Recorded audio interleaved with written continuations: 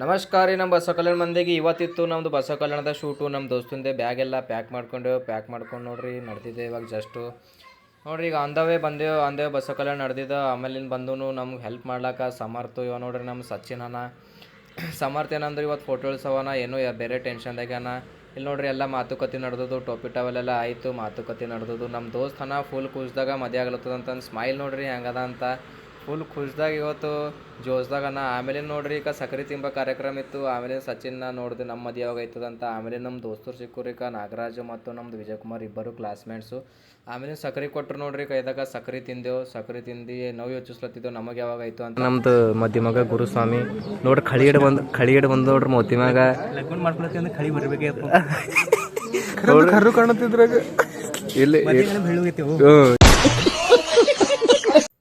ಆಮೇಲೆ ನೆಂಟ್ರಿಗೆಲ್ಲ ಊಟದ ವ್ಯವಸ್ಥೆ ಮಾಡಿದೆವು. ಆಮೇಲೆ ನೋಡ್ರಿ ಈಗ ನಮ್ದು ಹರೀಶ್ ಸ್ವಾಮಿ ನಮ್ಮ ದೋಸ್ತೆ, ನಾವು ಏನು ಹೇಳ್ತಾನೆ ಕೇಳಂಬರ್ರಿ. ಉಳ್ಳತನ ದೋಸ್ತರಿಗೆಲ್ಲ ನೀಡ್ಲಕ್ ಹಚ್ಚಲತ್ತಾನ.